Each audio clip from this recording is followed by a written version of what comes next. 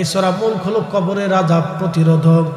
হাদিসে নববীতে সূরা মুলকের তাফসীরের মধ্যে আসছে, মানুষকে যখন কবরের মধ্যে শোয়ানো হবে, কষ্ট হচ্ছে, তাহলে এই হাদিসটা খুব গুরুত্বপূর্ণ, শুনে যান। কবরের সময় চলে আসছে, সব চলে আসছে, সব কবর থেকে চলে আসছে, নির্ঝুম, সে একা, আর সে কেউ নাই। আচ্ছা বলেন তো, পুলিশে ধরে নিয়ে গেল জেলখানায়, তারে ছাড়ানোর জন্য মা যাবে, বাবা যাবে, ভাই যাবে, আত্মীয়রা যাবে, চেয়ারম্যান, মেম্বার, উকিল, মুক্তার, ব্যারিস্টার, কত তদবির করা হয় পুলিশ থেকে ছাড়ানোর জন্য। কবরের জেলখানায় যখন আল্লাহর হাতে ধরা পড়ে, তাকে ছাড়ানোর জন্য কেউ কবরে নাই।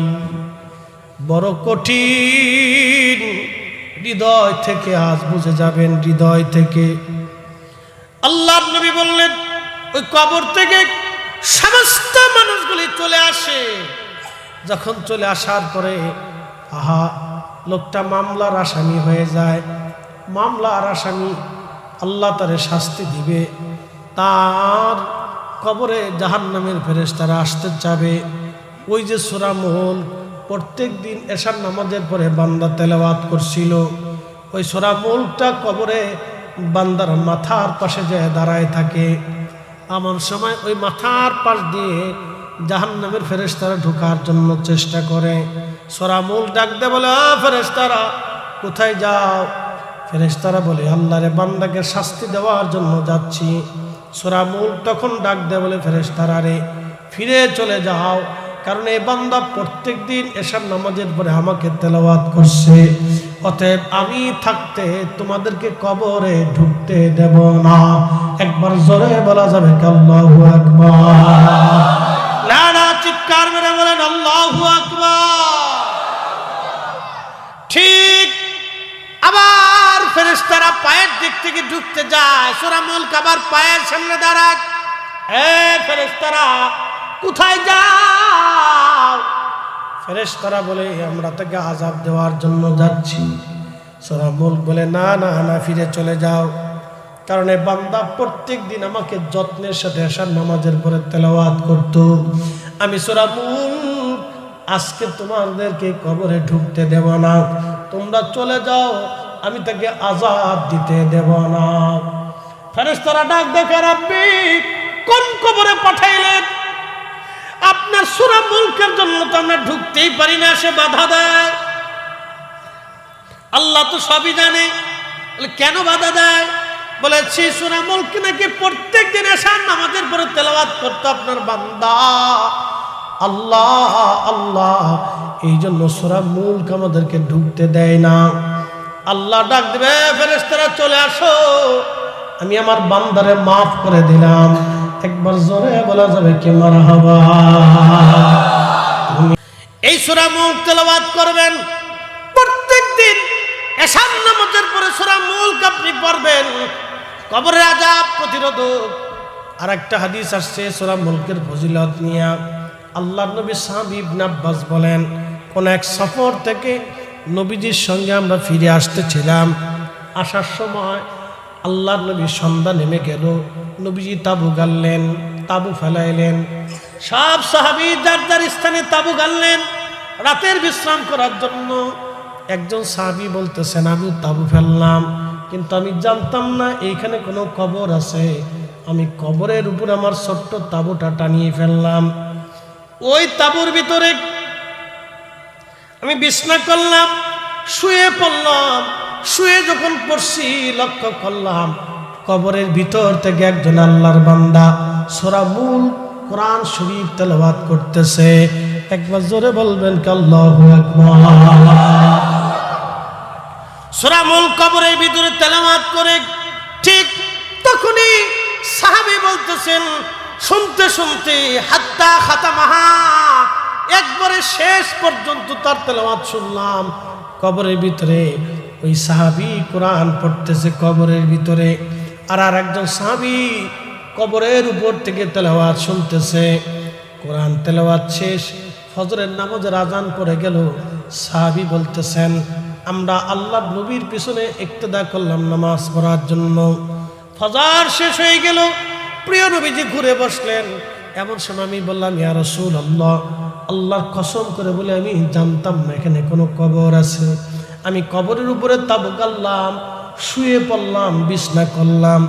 যখন আমি শুইলাম, লক্ষ্য করলাম কবরের ভিতর থেকে একজন সাহাবী কোরআন শরীফ তেলাওয়াত করতেছে, আর আমি কবরের উপর থেকে সূরা মুলকের তেলাওয়াত আমি শুনতে লাগলাম। হাত্তা খাতামাহা, একেবারে শেষ পর্যন্ত তেলাওয়াত আমি শুনলাম। একবার জোরে জোরে বলা যাবে কি আল্লাহু আকবার। তার অর্থ হচ্ছে ঈমানদার যারা, কামিল যারা, কবরের ভিতরে তারা আল্লাহর জিকিরে, ফিকিরে, তেলাওয়াতে, জান্নাতের ভিতরেই তারা থাকে। কথা বলেন ঠিক না বেটি? আল্লাহর নবী বলেন, আল কবরু রাউযাতুম মিন রিয়াজিল জান্নাহ, কবর কারো কারো জন্য জান্নাতের বাগান। এই জন্য আল্লাহ বলেন, ফাদখুলি ফি ইবাদি ওয়াদখুলি জান্নাতি। কারো কারো কবর আল্লাহ জান্নাতের বাগান বানায় দেয়, কবর আল্লাহ জান্নাতের বাগান বানায় দেয়, কবর আল্লাহ জান্নাতের বাগান বানায় দেয়। আর যাদের কবরে আযাব হবে, আল্লাহ নবী বলেন, উম্মত তোমরা শোনো, এমন একটা সাপ তাকে আযাব দেওয়ার জন্য নিযুক্ত করা হবে। ওই সাপের যন্ত্রণা এতই ভয়াবহ, একবার সবল মারলে 40 বছর পর্যন্ত যন্ত্রণার ক্রিয়া, সাপের যন্ত্রণার ক্রিয়া দেহের ভিতরে চলতে থাকবে। ওই সাপটা প্রতিনিয়ত তাকে কামড়াইতে থাকবে, তার মুখের গোশতগুলি টেনে টেনে উঠিয়ে নিয়ে যাবে। ওই সাপ যদি পৃথিবীতে একবার উকি দিয়ে নিঃশ্বাস ছাড়ত, নবীজি বলতেছেন তামাম পৃথিবীতে কোনো ফসল বাঁচত না, গাছ হতো না, জীবন মারা যাইতো, তামাম পৃথিবীর বাতাস বিষাক্ত হয়ে যাইত। ওই সাপের বিষক্রিয়ায়, কঠিন বিষক্রিয়ার কারণে ওই সাপ থেকে কামড়াইতে থাকবে। কবর বড় কঠিন, কবর বড় কঠিন, কঠিন জায়গায়। আল্লাহর বান্দা কেউ নাই আপন, কেউ নাই, কেউ নাই। এই জন্য দুনিয়ার থেকে 2টা জিনিস নিয়ে যাওয়া লাগবে। 1 নম্বর ঈমান, 2 নম্বর আমল। আল্লাহ ডাক দিলেন, আল্লাযী খালাকাল মাউতা ওয়াল হায়াতা লিয়াবলুয়াকুম আইয়ুকুম আহসানু আমালা। বান্দা, তোমার মৃত্যু সৃষ্টি করলাম, তোমার হায়াত সৃষ্টি করলাম, পৃথিবীতে তোমাকে পাঠাইলাম, পরীক্ষা করব কে তোমরা, কে তোমরা, কে তোমরা। আইয়ুকুম আহসানু আমালা, ভালো আমল করো, ভালো কাজ করো, আমি সেটা দেখব। যারা ভালো আমল না করে পৃথিবীতে আসবা, কবরে চলে আসবা। কবর বড় কঠিন, কবর বড় ভয়াবহ জায়গা। আল্লাহ ডাক দিলেন, ইয়া আইয়ুহাল্লাযীনা আমানুত্তাকুল্লাহা হাক্কা তুকাতিহি। হে আমার বান্দারা, ঈমানদার, তোমরা আমি আল্লাহকে ভয় করো, ভয় করার মতো ভয় করো। আর শুনে রাখো, শুধু এখানে শেষ না, বলা তামুতুন্না ইল্লা ওয়া আনতুম মুসলিমুন। মুসলমান না হইয়া কবরে যাইও না, মুসলমান না হইয়া কবরে যাইও না, মুসলমান না হইয়া কবরে যাইও না, মুসলমান না হইয়া কবরে যাইও না। মুসলমান হয়ে কবরে আসো বান্দা, মুসলিম হয়ে কবরে আসো, মুসলিম হয়ে কবরে আসো, আমল নিয়ে কবরে আসো, ঈমান নিয়ে কবরে আসো, আমল নিয়ে কবরে আসো, ঈমান নিয়ে কবরে আসো, আমল নিয়ে কবরে আসো, ঈমান নিয়ে কবরে আসো। আমল ঈমান বিহীন ছাড়া কবরে আইসো না, মুসলমান না হয়ে কবরে আইসো না। কবরে তো যেতেই হবে, আজ অথবা কাল, আজ অথবা কাল কবরে যেতে হবে। আপনার ডানে বামে সামনে পিছনে যারা বসে আছে, তাদের ভিতর থেকে প্রাণ পাখি নিয়ে যাওয়া হবে, চোখের সামনে থেকে নিয়ে যাওয়া হবে। যাকে নেওয়া হলো তাকে দেখা গেল না, যে নিল মালাকুল মউত তারে দেখা গেল না, যার হুকুমে নিল তাকেও দেখা গেল না, যেই জগতে নিল সেই জগতও দেখা গেল না। কিন্তু হুকুমদাতাও সত্য, জগৎও সত্য, নিনেওয়ালা মালাকুল মউত আজরাইলও সত্য। যাকে নিয়ে যাওয়া হলো তিনি 60 বছর পৃথিবীতে বিচরণ করলেন, সেও সত্য। একটাও মিথ্যা না, একটাও মিথ্যা না।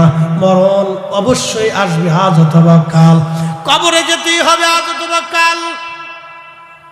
অতএব এখান থেকে ছুটে যাওয়ার কোনো রাস্তা নেই। কবর বড় কঠিন, কবর বড় কঠিন। অতএব কবরের চিন্তায়, আখিরাতের চিন্তায় আপনাকে আমাকে অবশ্যই দুনিয়া থেকে আমল করে যেতে হবে। আল্লাহ আমাদের তৌফিক দান করুন। সকলে আওয়াজ তুলে বলেন আমিন। সেই বিরাট আকৃতির জিব্রাইল আল্লাহর সামনে দাঁড়ানো, আজরাইল দাঁড়ানো, মিকাইল ইসরাফিল দাঁড়ানো, যাদের মাথায় পানি ছেড়ে দিলে পা পর্যন্ত আসতে সৃষ্টির সব পানিগুলি নিঃশেষ হয়ে যাবে, জিব্রাইলের কদম পর্যন্ত আসবে না। মৃত্যুর এই সুরত দেখার পরে জিব্রাইল পর্যন্ত অজ্ঞান হয়ে পড়ে গেলেন, আজরাইল অজ্ঞান হয়ে গেলেন, মিকাইল অজ্ঞান, ইসরাফিল অজ্ঞান, তামাম ফেরেশতারা অজ্ঞান হয়ে গেলেন, বেহুশ হয়ে গেলেন। আল্লাহর কুদরতে তারা আবার হুশ ফিরে আসলো। হুশ ফিরে যাওয়ার পরে বলতেছে, ইয়া রাব্বি, আপনি এটা কি বানাইছেন আল্লাহ? আল্লাহ ডাক দিয়ে বলেন, এটার নাম মউত, মৃত্যু, মৃত্যু। জিব্রাইল, আজরাইল, ইসরাফিল, মিকাইল বলতেছে, ইয়া রাব্বি, এই মৃত্যু আল্লাহ আপনি কেন বানাইছেন? বলে, আমার ফেরেশতারা রে, আমার এমন কোন সৃষ্টি নাই, কুল্লু নাফস যায়িকাতুল মউত, এই মরণের স্বাদ তাদের আস্বাদন করা না লাগবে। জিব্রাইল, ইসরাফিল, মিকাইল ডাকতে কে, রব্বি, এত কঠিন মৃত্যুর সুরত আপনি বানাইছেন আল্লাহ। সৃষ্টি, পৃথিবীর মানুষ সব কিছু ছেড়ে দিবে, সংসার হবে না, দুনিয়া হবে না, কিছুই তারা করবে না। আল্লাহ ডাক দেখে, ফেরেশতারা রে, আমি বান্দার জন্য মৃত্যু সৃষ্টি করলাম, হায়াত সৃষ্টি করে দিলাম, আরো একটা বিষয় সৃষ্টি করলাম, আশা আকাঙ্ক্ষা সৃষ্টি করে দিলাম। এই জন্য দেখবেন মানুষ মরে যাওয়ার পরে কবর দেওয়ার সময় মানুষ হাসে, কবর দেওয়ার সময় মানুষ হাসে, বন্ধুরা গল্প করে, কালকে কি করবে, কবরের পাশে দাঁড়ায় দাঁড়ায় গল্প করে। কিন্তু তারাও জানে এই কবর আগামী দিন তার জন্য প্রস্তুত হবে। হুজুর, মরণ থেকে তারা সবাই পালায়, পালায়া বাঁচার চেষ্টা করে। নবীজি বলে দেন, এই মরণ থেকে পালানোর কোনো রাস্তা নাই। আল্লাহ আজরাইলকে ডাক দিয়ে বলতেছে, আজরাইল, এই মালাকুল মউতের দায়িত্ব তোমারে দিলাম। আজরাইল ডাক দেখা, ইয়া রাব্বি, তার বিকট চেহারা দেখে আমি নিজেই তো অজ্ঞান হয়ে গেছি। আল্লাহ, ওই মালাকুল মউতের দায়িত্ব তুমি আমারে দিলাই, মৃত্যুকে আমি কি করে কন্ট্রোল করব? আল্লাহ ডাক দিয়ে বলেন, আজরাইল, আমি রব সেই শক্তি তোমাকে দিব। আজকে থেকে তোমাকে মালাকুল মউত বানাইলাম। আজরাইল ডাক দেখা, রাব্বি, এই মউতের শিকার কি আমাকেও হতে হবে? আল্লাহ ডাক দিয়ে বলতেছেন, আজরাইল, সৃষ্টির মধ্যে এমন কোন জীবন নাই, এমন কোন জীবন নাই রে আজরাইল, যেই জীবনের মউতের স্বাদ না নিতে হবে। প্রত্যেকটা জীবনের মউতের স্বাদ নিতে হবে। আজরাইল, তোমাকেও মউতের স্বাদ নেওয়া লাগবে। এই মরণ থেকে তুমিও পালাইতে পারবা না, মৃত্যু থেকে তুমিও মালাকুল মউতের রেহাই হবে না, তোমাকেও মরণের স্বাদ আস্বাদন করা লাগবে। আজরাইল, আল্লাহ ডাক দিলেন, হাবিব উম্মতকে বলে দেন, এই মউত সবাইকে নেওয়া লাগবে। খুব মনোযোগ দেন রাজনগরবাসী। মৃত্যুর সময় যখন ঘনিয়ে যায়, 1 সেকেন্ড আগেও হবে না, 1 সেকেন্ড পরেও হবে না। মৃত্যু রাজা চিনে না, প্রজা চিনে না, বাচ্চা চিনে না, বিজ্ঞানী চিনে না, সে কাউকে চিনে না, সে চিনে খোদার হুকুম যখন শেষ হয়ে যাবে, 1 সেকেন্ড আগেও হবে না, পরেও হবে না। ওয়ালা ইউআক্খিরাল্লাহু নাফসান ইযা জাআ আজালুহা।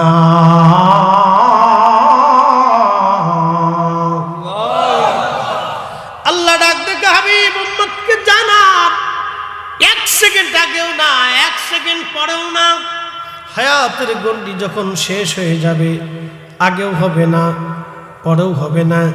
নবীজি বলতেছেন, উম্মত রে তোমরা শুনে নাও, মালাকুল মউত আজরাইল আলাইহিস সালাম আসে। কাফির, মুশরিক, বেঈমান, মুনাফিক। মুনাফিক কারা? কথায় কথায় যারা মিথ্যা বলে, আমানত রাখলে খেয়ানত করে এবং ওয়াদা করলে বরখেলাপ করে। আল্লাহ রসুল বলেন এরা মুনাফিক। মুনাফিকের আলামত 3টা। 1 নাম্বার, কথায় কথায় মিথ্যা বলে। আমাদের দেশের রাজনীতিবিদ যারা আছে তারা কথায় কথায় মিথ্যা বলে, ওয়াদা করলে বরখেলাপ করে, আমানত রাখলে খেয়ানত করে। বেজার হয়েন না বাবা, বেজার হয়েন না। ভোট দিবেন কারে চিন্তা করে দিয়েন। আমার ভাইয়ের চরিত্র ফুলের মতো পবিত্র, এই কথার স্লোগান দিয়া ভাইয়ের পক্ষ নিয়ে জাহান্নামের টিকিট কাটা যাবে না। কি কথা কর না কেন, ঠিক কিনা? সৃষ্টির মতো কার চরিত্র যদি ফুলের মতো হয়, তিনি আমার নবী, আমার রাসূল ছাড়া ফুলের মতো পবিত্র চরিত্র আর কারো নাই। কি কথা কর না কেন? হাজিরিন, খুব মনোযোগ দিয়ে শুনে যাবেন। আজ উচিত কথায় ময় বেজার, গরম বাতে বিলাই বেজার, ডাল বাতে কুটুম বেজার। রাজনগরের মুসলমান, মালাকুল মউত আসবে। কাফির, মুশরিক, বেঈমান, মুনাফিক যারা, তাদের কাছে মালাকুল মউত আসবে। তার কঠিন সুরত নিয়ে আসবে, বিকট সুরত নিয়ে আসবে। আহা, তখন রূহটা তামাম শরীরের মধ্যে দৌড়ায়। শরীরের রন্ধে রন্ধে, গোশতের ভিতর দিয়ে, শিরার ভিতর দিয়ে, শরীরের প্রত্যেক স্থানে সে পালানোর চেষ্টা করে। এই জন্য দেখবেন কঠিন মৃত্যু হয় অনেকের, খুব যন্ত্রণা, ছটফট চলতে থাকে। কঠিন মৃত্যু, কঠিন মৃত্যু, কঠিন মৃত্যু। আজের মৃত্যু 2 ধরনের। একটা আহসানের সাথে, আসানের সাথে মৃত্যু হবে, আর একটা মৃত্যু হয় খুব কঠিনের সাথে, খুব কঠিন মৃত্যু। আর একটা মৃত্যু হয় আসানের সাথে, আর একটা খুবই ভয়াবহ কঠিন মৃত্যু। আজরাইল তার কাছে আসে, বিকট চেহারা, মৃত্যুর ভয়াবহতা শুরু হয়ে যায়। আল্লাহর নবী বললেন, মুনাফিক, বেঈমান, নাফরমানদের মৃত্যুটা হবে এতটাই ভয়াবহ, একটা উটের চামড়া তুমি যদি জিন্দা হালতে ছেলাও, 1 বার 2 বার 100 বার একটা উটের চামড়া যদি ছিলানো হয়, যতটা কষ্ট হয়, আল্লাহ নবী বললেন নাফরমানদের মৃত্যুর যন্ত্রণা তার চাইতে বেশি ভয়াবহ হয়। কত কঠিন মউত, কত কঠিন, কত কঠিন। এই জন্য যারা অধিক ইস্তেগফার করে এবং যারা দানশীল হয়, আল্লাহর পথে যারা খরচ করে, আল্লাহ তাদের মৃত্যুটাকে আসান করে দেয় এবং আল্লাহ তাদের মরণটাকে সহজ করে দেয়। এ রাজনগরের মুসলমান, খুবই মনোযোগ দিয়ে শুনে যাবেন। আজ যেহেতু আল্লাহর ওলিদের শানের মাহফিল, এখান থেকে কিছু বুঝে যেতে হবে। মরণের যন্ত্রণা খুবই ভয়াবহ। আর যদি আপনি নাফরমান না হয়, বদকার না হয়, আল্লাহ বলা হয়, আল্লাহ তার মাফ করে দেয়। এমন ইমানদার মুমিন মুসলমানের মৃত্যুর সময় আজরাইল আসে, চেহারার সুরত থেকে খুবই নরম এবং খুব মায়াময়ী চেহারা নিয়ে চলে আসে। তখন আল্লাহ ডাক দিয়া, আইয়াতুহান নাফসুল মুতমাইন্নাতু রুজিই ইলা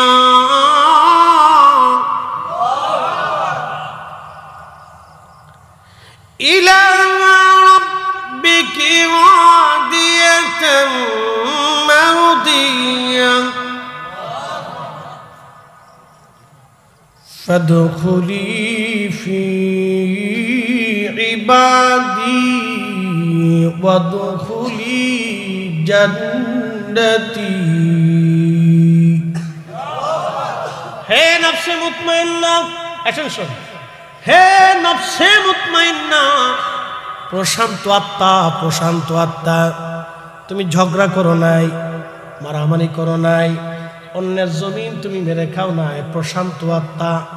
আমাদের দেশে দেখবেন কিছু বেমারি আত্মা আছে, অসুস্থ আত্মা আছে, যারা পায়ে পাড়া দিয়ে ঝগড়া বাঁধায়। এরকম কিছু অসুস্থ আত্মা আমাদের দেশে আছে। কি কথা কন না কেন? পায়ে পাড়া দিয়ে ভেজাল বাঁধায়, গ্রামে এরে ক্লিক দেয়, ওরে ক্লিক দিক, গ্রুপের মধ্যে ভেজাল সৃষ্টি করে মারামারি লাগায়। এরা অসুস্থ। আপনাদের সিলেটের ভাষায় বলে বেমারি, সিলেটের ভাষায় কি কয়? বেমারি। এদেরকে বলে অসুস্থ আত্মা, বেমারি আত্মা।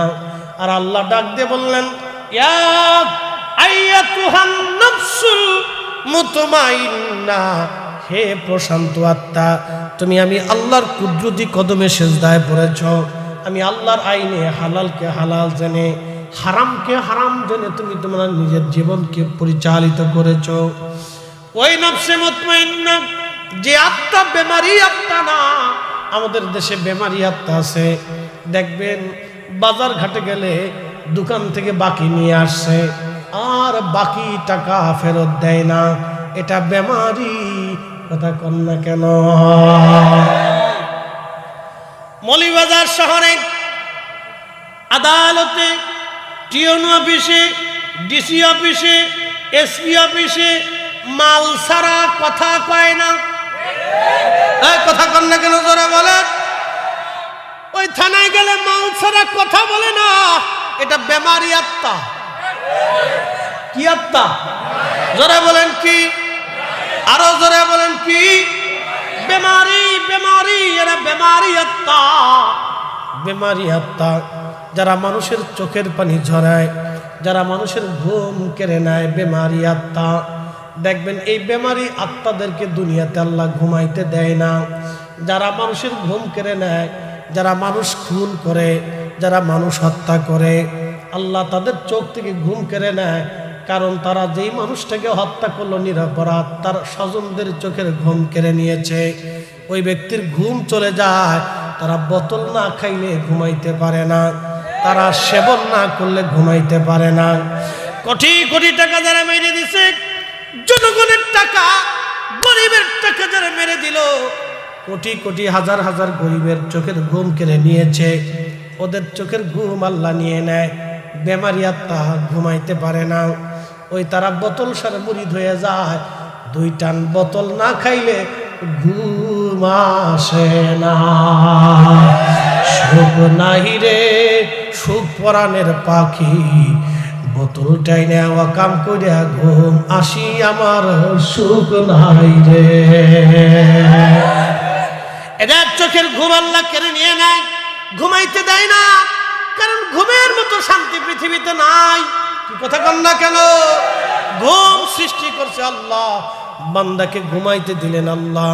ঘুম যদি না আসে, দেখবেন 2 দিন 3 দিন 4 দিন 5 দিন আপনি ঘুমাইতে না পারলে অসুস্থ হয়ে পড়বেন।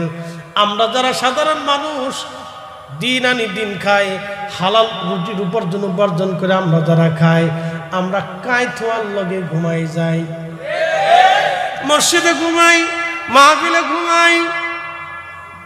কি কথা কন? মসজিদে ঘুম আসে, মাহফিলেও ঘুম আসে, বাড়িতেও ঘুম আসে, বিছনাতেও ঘুম আসে। কারণ চিন্তা নাই, ভাবনা নাই, দুনিয়াতে চিন্তা নাই। আমি কারো টাকা মেরে খাই নাই, কারো জমিন মেরে খাই নাই, কারো অন্যায় করে থাপ্পড় মারি নাই, কাউকে হত্যা করি নাই। দুনিয়াতেও চিন্তা নাই, মরণেও চিন্তা নাই, হাসরেও চিন্তা নাই, কবরেও চিন্তা নাই, মিজানেও চিন্তা নাই, ফুলসিরাতেও চিন্তা নাই। কথা কন না কেন? ঠিক কিনা? আল্লাহ আপনাদেরকে ডাক দেখে, নফসে মুতমাইন্না তুমি আসো, ইরজিই ইলা রাব্বিকা রাদিয়াতাম মারদিয়া, তুমি আমি আল্লাহর সন্তুষ্টির দিকে ফিরে চলে আসো। রে বান্দা আসো, আমি আল্লাহর সন্তুষ্টির দিকে তুমি চলে আসো। নফসে মুতমাইন্না আসো। ফাদখুলি ফি ইবাদি, আমার বান্দারা যারা ইবাদত গুজারি ছিল, ওয়াদখুলি জান্নাতি, আমার বান্দারা যারা জান্নাতে আছে তুমি তাদের সাথে জান্নাতে চলে যাও, জান্নাতে চলে যাও। এখন আপনাদেরকে প্রশ্ন করি, জবাব দিবেন, জান্নাত আছে না নাই? আচ্ছা বলেন তো, আপনার ডানে, আপনার বামে, আপনার পিছনে, আপনার সামনে যারা বসা আছে, আপনি শুধু তাদের চেহারা দেখলেন, বডি দেখলেন, কিন্তু ভিতরের জন যিনি আছে তারে দেখা গেল না, ঠিক কিনা? আপনার বিবির সঙ্গে সংসার করলেন 40 বছর, 40 বছরে একজন স্ত্রী স্বামীর সাথে, স্বামী স্ত্রীর সঙ্গে একসঙ্গে সংসার হলো, বাচ্চা কাচ্চা হলো, সন্তান হলো, পরিচয় হলো, মা হলো, বাবা হলো। শোনেন, আজকে একটা কথা বলে দিয়ে যাই, সুন্দর হইলে সংসার টিকে না। যদি বিশ্ব সুন্দরী হইলে সংসার টিকতো, তাহলে ঐশ্বরিয়া রায়ের তালাক হইতো না। এই কথা কন না কেন? সুন্দর হইলে সংসার টিকে না, সংসার টিকে গুণে আল্লাহ এবং নবীর তরিকায় যারা থাকবে তাদের সংসার সুন্দর হবে। আল্লাহ নবীর তরিকা না থাকলে লটর পটর সটর পটর, লটর পটর সটর পটর, লটর পটর। কি কথা কথা কথা ক্লিয়ার না ভেজাল আছে? আই হাই, বিশ্ব সুন্দরীদের সংসার ভেঙে যাচ্ছে, সব লটর পটর সটর পটর। কথা কর, লটর পটর সটর পটর, কোটি কোটি টাকা সুখ নাই, সুখ নাই। এই জন্য বিয়ে করার আগে মেয়ে চরিত্রবান কিনা, নামাজি কিনা, পর্দাশীল কিনা আপনি দেখে নেবেন। বেপর্দা টিকটক যদি কপালে পড়ে যায়, তাহলে কপালে মনে করবেন ঠাডা পড়ে গেছে। যদি টিকটক কপালে পড়ে তো ঠাডা পড়ে গেছে, আর সুখ পাইতেন না। যুদ্ধ লাগবে, সরাসরি হবে, পাড়াপাড়ি হবে, মারামারি হবে, লটর পটর লটর পটর লটর পটর।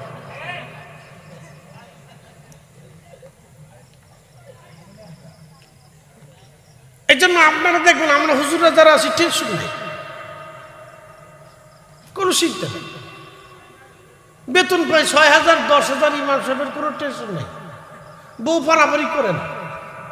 হ্যাঁ, ইমাম সাহেব হুজুরের বউ পারাপারি করে না, বেতন মাত্র 6,000, তাও 6 মাস বাকি।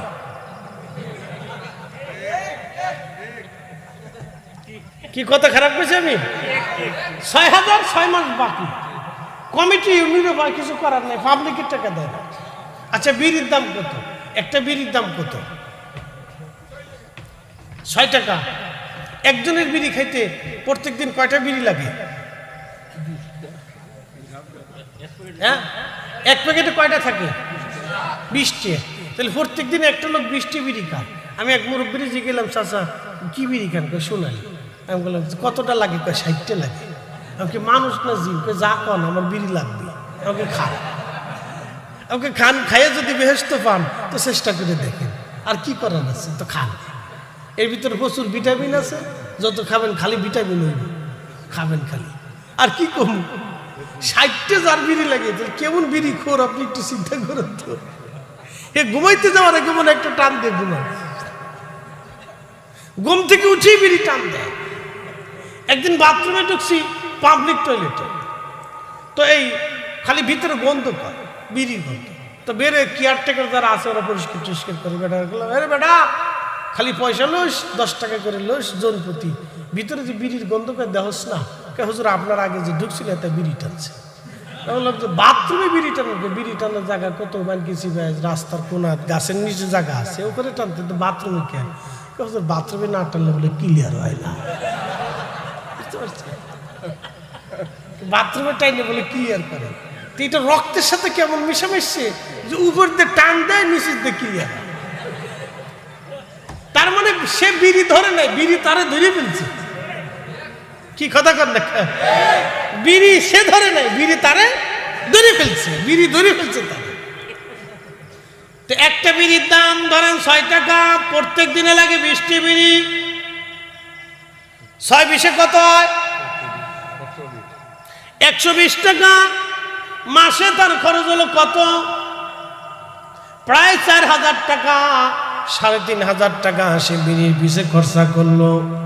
ইমাম সাহেবের বেতন মাত্র 6000 টাকা, আর একজন মানুষের বিড়ির পিছনে খরচা হয় 3500 টাকা। তাহলে বোঝা গেল আমার দেশের ইমাম সাহেবরাও জুলুমের শিকার। এবার আস্তে বলেন, জোরে বলেন, আতুজা করে বলেন।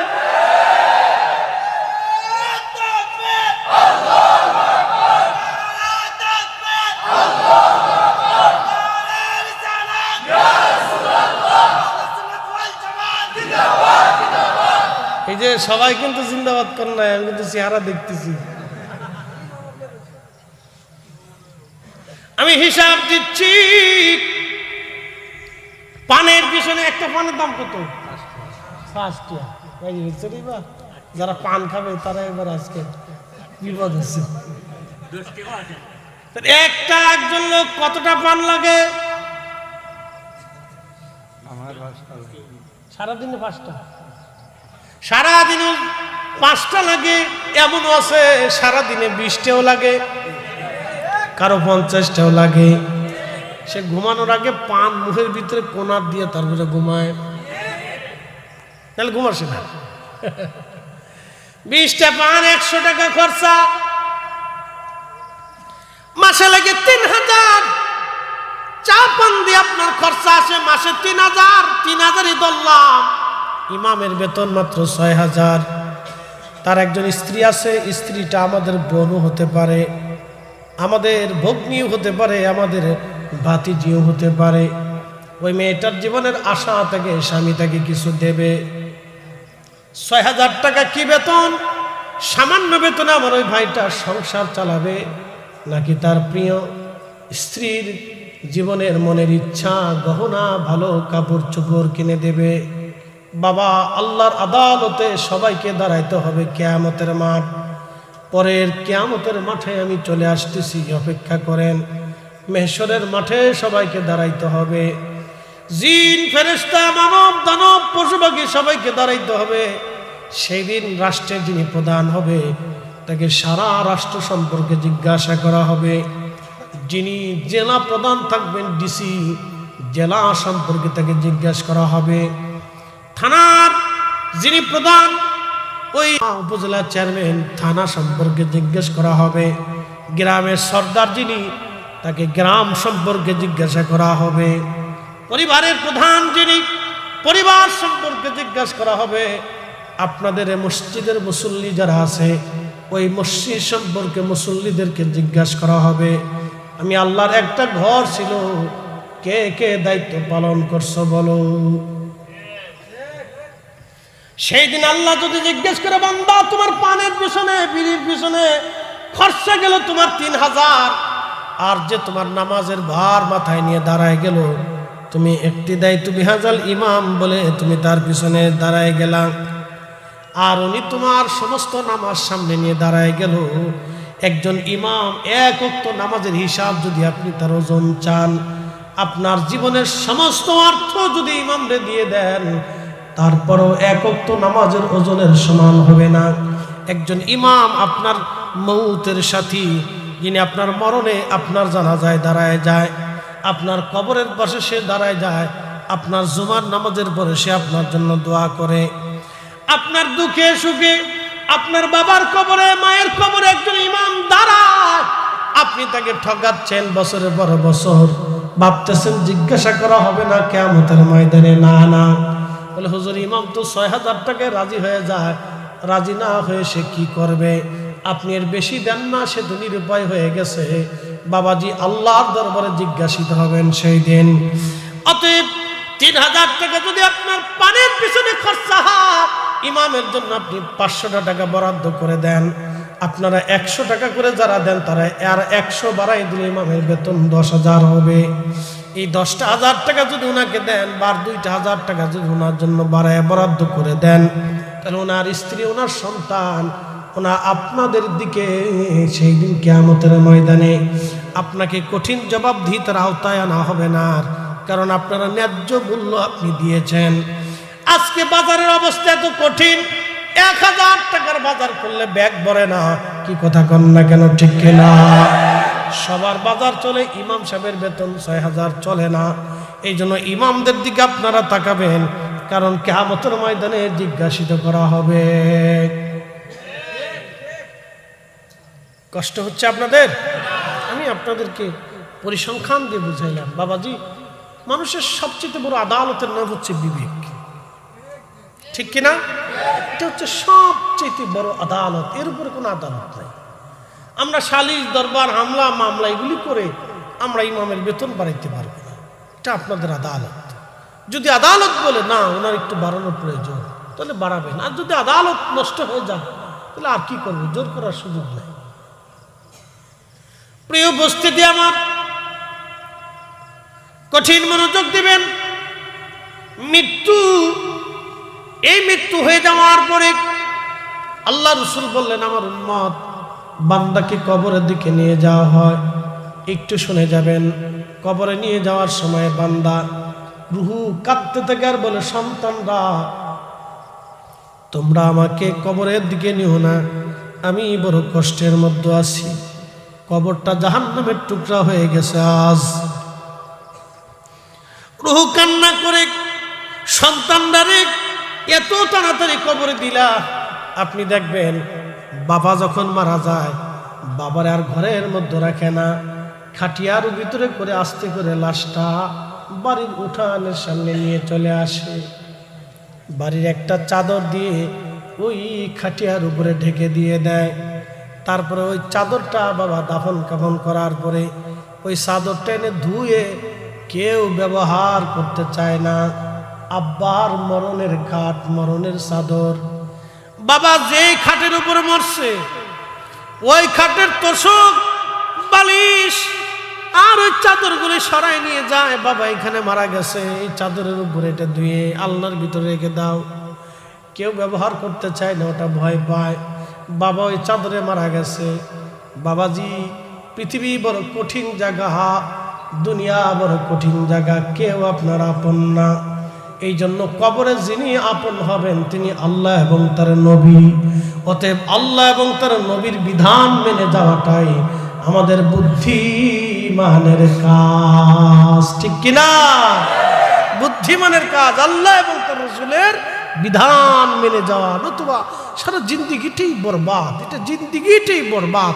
পৃথিবী একটা ধোঁকার জায়গা, ধোঁকা। ও প্রতিনিয়ত আপনাকে ধোঁকা দিচ্ছে, প্রতিনিয়ত ধোঁকা দিচ্ছে। স্ত্রী অনেক কিছু দিবেন, অনেক খুশি দিবেন না, বেজার হয়ে যাবে। সন্তান অনেক কিছু দিবেন, অনেক খুশি দিবেন না, বেজার হয়ে যাবে। কিন্তু রব আল্লাহ, আপনি অনেক গুনাহ করছেন, কোনো চিন্তা নাই, লা তাকনাতু মির রাহমাতিল্লাহ, এখনই সিজদায় পড়ে যান, চোখের পানি ছেড়ে দেন, আল্লাহ ভুল হয়ে গেছে, সাথে সাথে আপনার জীবনের গুনাহ মাফ হয়ে যাবে।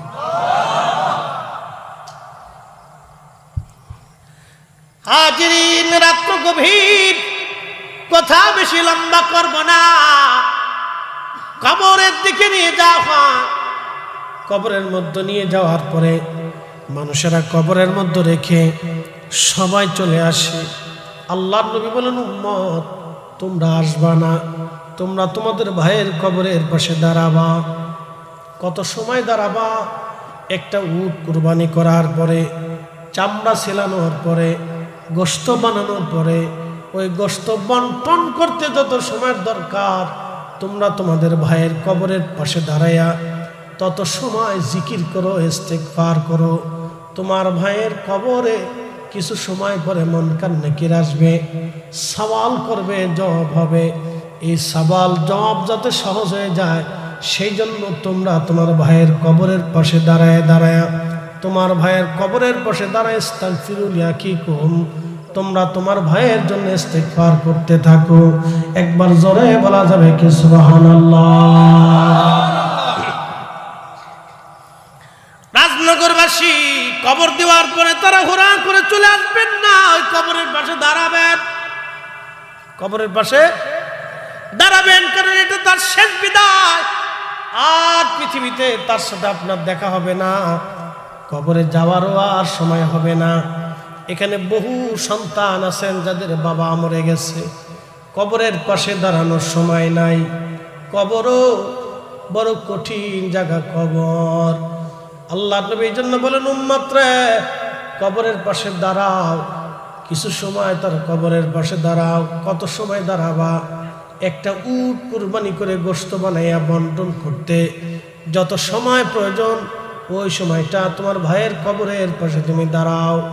দাঁড়ায়া তোমার ভাইয়ের জন্য ইস্তেগফার করো, দোয়া করতে থাকো, দোয়া দোয়া, যেন তোমার ভাইয়ের কবরে প্রশ্নের জবাবটাকে আল্লাহ সহজ করে দেয়। এই জন্য দোয়া করো, তাড়াহুড়া করবেন না, চলে আসবেন না।